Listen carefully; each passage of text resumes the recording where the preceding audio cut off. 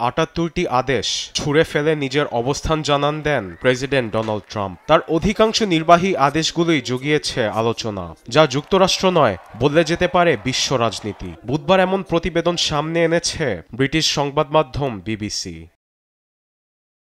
প্রথমেই আছে যুক্তরাষ্ট্রে জন্মসূত্রে নাগরিকত্ব অধিকার বাতিলের আদেশ, অর্থাৎ অভিবাসী, শিক্ষা, পর্যটন সহ সাময়িক ভিসায় যে সন্তান জন্ম দিলে সেই শিশু পাচ্ছে না মার্কিন নাগরিকত্ব। কিন্তু এই আদেশে আইনগত চ্যালেঞ্জের ঝুঁকি থাকছেই। মার্কিন সংবিধানের 14 ধারার সঙ্গে ট্রাম্পের আদেশ সাংঘর্ষিক। সংবিধান বলছে যারাই যুক্তরাষ্ট্রে জন্ম নেবে তারাই নাগরিকত্ব পাবে, আর বিশেষজ্ঞরা বলছেন শেষ পর্যন্ত এর ফয়সালা হতে পারে আদালতে।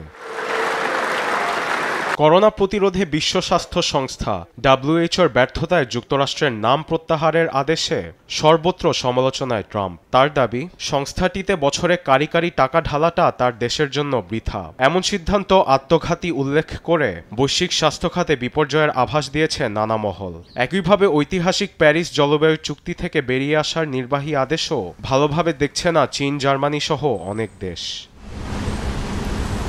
মেক্সিকোর সঙ্গে অভিবাসন ও মাদক ইস্যুতে যুক্তরাষ্ট্রের সঙ্গে সম্পর্ক খুব একটা ভালো যাচ্ছে না ওয়াশিংটনের। তার উপর গালফ অব মেক্সিকোর নাম বদলে গালফ অব আমেরিকা রাখার যে আদেশ দিলেন ট্রাম্প, তাতে বিরক্ত মেক্সিকো। এই আদেশ দুদেশের সম্পর্কে বড় প্রভাব ফেলবে।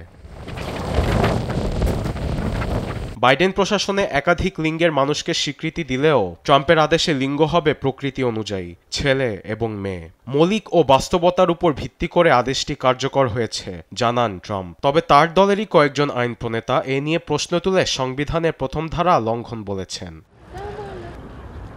আরবিদ আফসার, নিউজ ডেস্ক, দেশ টিভি।